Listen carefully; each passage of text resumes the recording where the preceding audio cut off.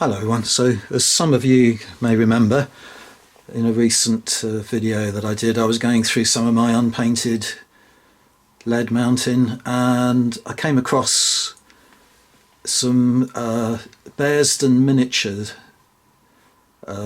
Mogul period figures, and I immediately felt like I wanted to paint some of them, so it was a bit of a distraction.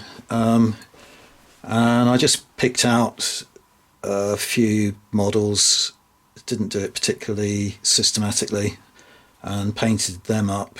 This is one of them. It's an armoured elephant with crew, and wanted to just sort of talk a little bit about Bearsden in general and other ranges of Mogul figures, Mogul warfare figures that are available. Yeah, Bearsden, it's really a case that I'm more interested in the subject matter than the figures. Bearsden miniatures ceased trading some time ago, and I picked these up obviously when they were trading, but it was a matter of beggars can't be choosers, really. There's very little out there in the way of figure availability for the Mogul period. At the time I got these Bearsden miniatures, all there was a very kind of like limited amount of figures that were usable, that War Games Foundry sold. But the War Games Foundry figures are more designed for later periods, the sort of British in India kind of periods, so the Indian Mutiny and the Sikh Wars and that kind of thing. It's just that so much Indian military apparel didn't change very much over the centuries. So, I mean, to give you an example, this elephant, armoured elephant, is exactly the sort of elephant that Clive of India would have encountered at the Battle of Plassey. And I read a history recently of the siege of Calcutta just prior to the Battle of Plassey, and Surajudowlah actually deployed a lot of elephants in the attack on the defence works. So it would be fine for that, but I'm concentrating on the Mogul period anyway, and not that I've done very much on it in many years. Yeah, but the figures themselves, as I say, at the time there was really only the limited amount from War Games Foundry. There's a range that Redoubt do called Wellington in India, and again it's obviously intended for a much later period, but a lot of the figures from that you could use, except that Redoubt figures are so much larger than other 28mm ranges that they just don't sort of fit in very well in your army. Then Bearsden came along, so I immediately, as is my wont, purchased loads of the stuff, because I always have this trepidation that ranges are going to go out of business, and sure enough, Bearsden did stop trading.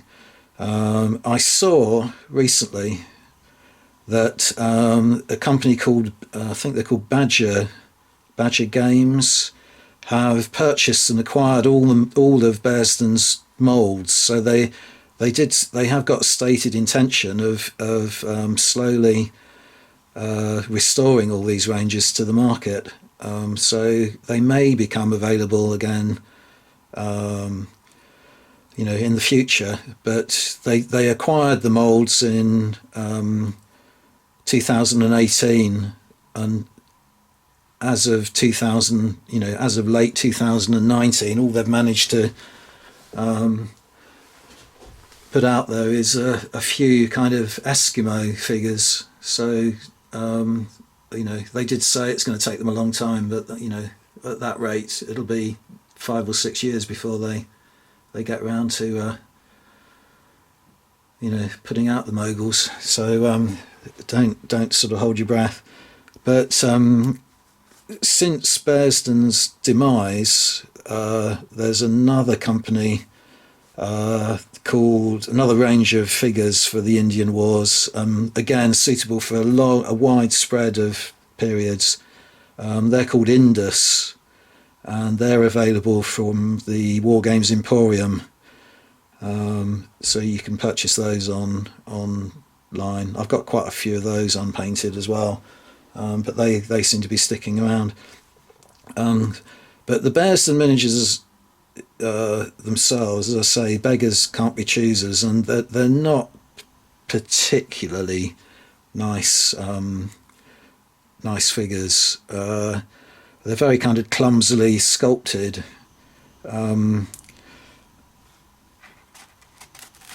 I'll show you I'll show you some examples on the other groups of figures that I've painted in a moment. But just to give you one example of something that I find quite frustrating, I'll just get a little pointer or something. It's one of these. Yeah, I don't know if you can make out, but often with Bearsden I found there's a very kind of odd lack of symmetry. So if you look at the armour on the front face of the elephant's ears, there's actually 3 rows of plates on the right ear, but 4 on the left. And that is very typical of Bearsden. I found that a lot, particularly with the larger figures, not so much with a single infantry figure or something like that, but with a large model, it's almost as though the sculptor kind of forgot what he was doing on one side and put something completely different on the other. I don't know, or sculpted the left and right hand sides separately and then put them together to make the mould. But yeah, it's a bit frustrating. And another thing is the shoes. If you look at the shoes on there, they're really clumsy. They just look like clogs, whereas in fact the Moguls wore quite sort of elegant slippers and so on. The multicoloured slippers. Well, these look very kind of heavy and clumsy. But overall, I'm quite pleased with this elephant. It's nice. As I say, I did it without any kind of system, so I've now got one elephant. In most kind of War Games rules, you have to have a unit of 2 elephants at least. So when I'll get round to painting another elephant, I don't know. I just did this on a whim, and I based it. I found basing a bit problematic. Originally, I've got a lot of. I did paint up about 20 mounted figures at the time of my purchase, and I based them for on a sort of DBX system rather. So I could use it for rules like Armati or Fog or DBM, all those kind of rules. And I find the basing of cavalry a bit problematic with those rules because they're very crowded together on a base. You have to have 3 figures together on a 60 centimetre wide base, which is what this is. So if you can imagine 3, let's put one. If you can imagine 3 of those together on a base, they're really close together. They just don't look right. So what I did with the mounted figures, you've just seen, is I break them off the bases in the end and put them on single bases so I could use them for other sets of rules. But now, having put this one on I was looking at House Caesar, and unless it's a typo, they've actually got their elephants on an 80 by 80 base, which is about there. So the elephant's completely lost on the base. So I thought that it must be an error, and I didn't want to do that. So I thought, sod it, I'll just put them on DBX standard bases, but it means I'm now going to be compelled to rebase all the cavalry I've got. Yeah, so that was an issue as well. Anyway, let me show you another one of the figures or the groups that I painted up. So this is a rocket launcher, which I thought was quite fun. Let's just move the camera down a little bit, you can see it a bit better.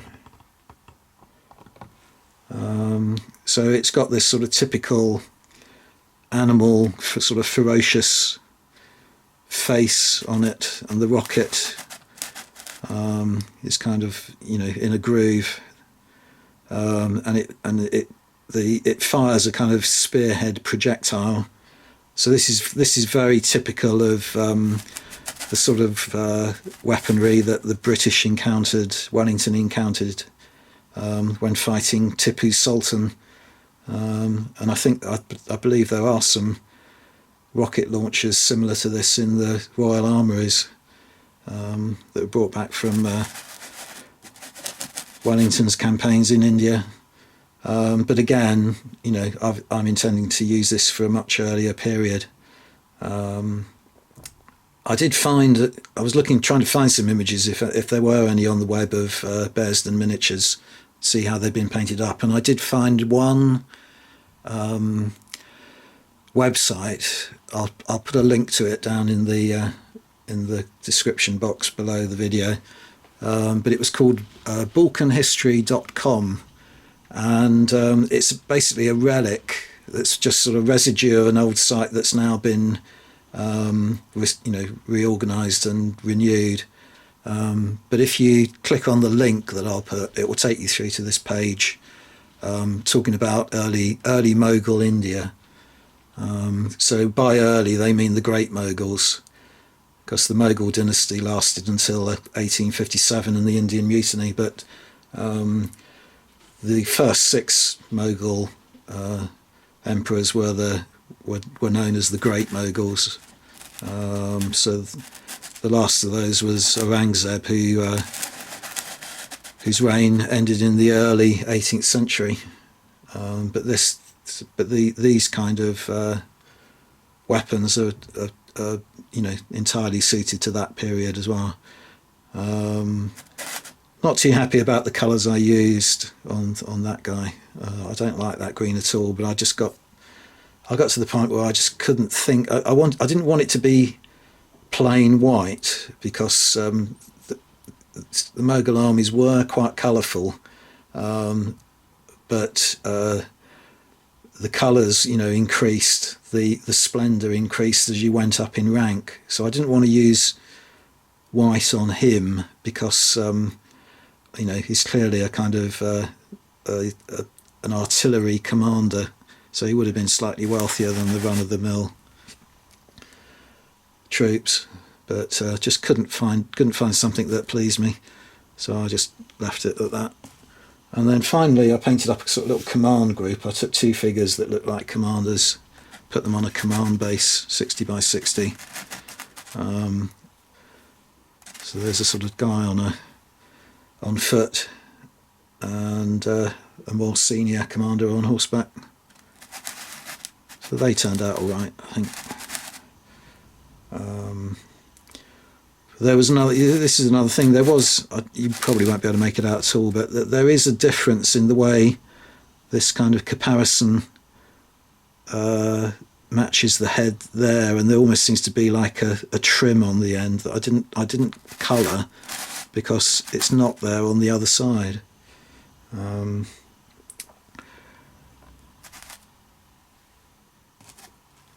And while I'm here, I'll just show you one by one the other thing.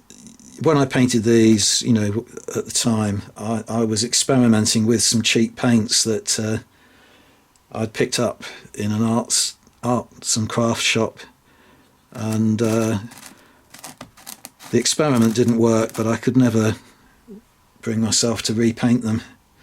And then, as I say, I wasn't happy with the basing either. But en masse they don't look too bad, but if you look at them individually, they're awful. Right, let's try and keep track of which ones I've shown you and which ones I haven't.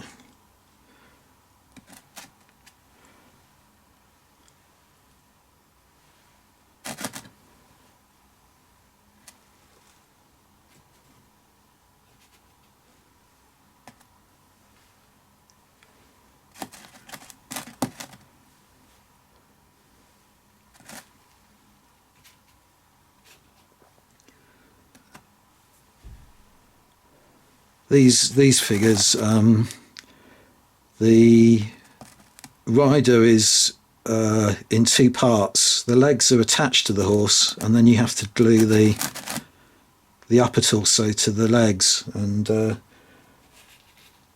they don't all match up very well. I found that a little bit difficult, I seem to remember at the time.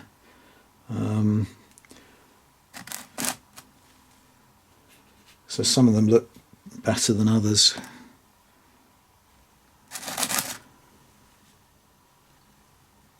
But yeah, I didn't like the way those paints, you know, dried and looked, and I remember it took me ages. Some of them were on my tabletop for over a year. I just couldn't bring myself to finish off painting them.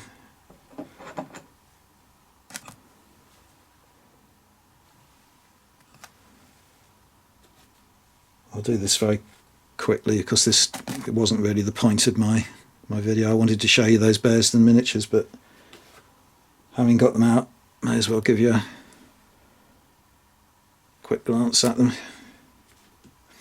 As I say, I'm going to have to rebase them now. Just don't know what to do really, because three to a base, especially as it's not particularly deep base either, so you often get the, you know, them overlapping the intended base size.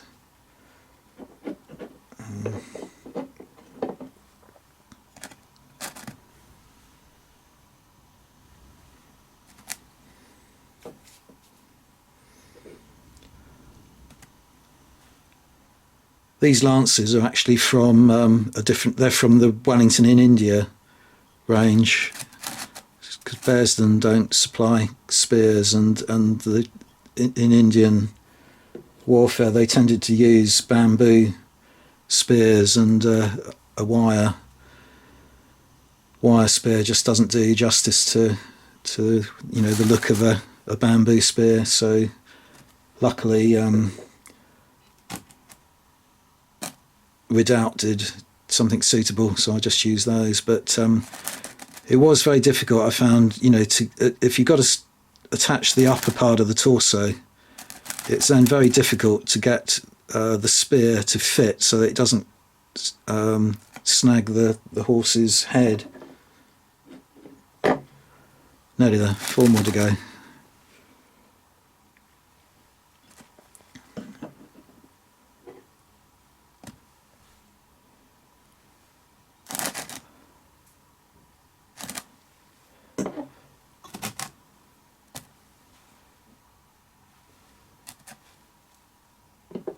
And the final one.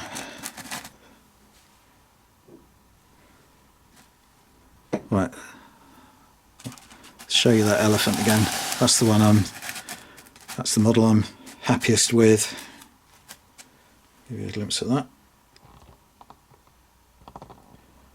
And not much else to say, other than I've used as a backdrop an old, I don't know if you remember Ian Weekly models. He used to do a lot of articles in miniature war games on scratch building walls and things, and then he went into business, you know, sort of marketing some of the models, you know, sort of as a mass produced models, and that was a part of a wall of an Indian looking fortification. But I've only got the gate, I haven't got anything else, so I'm keeping the frame quite tight so that you don't see that it's sort of standalone. And I think that's everything I've got to say. So thank you very much for watching, everyone. Bye for now.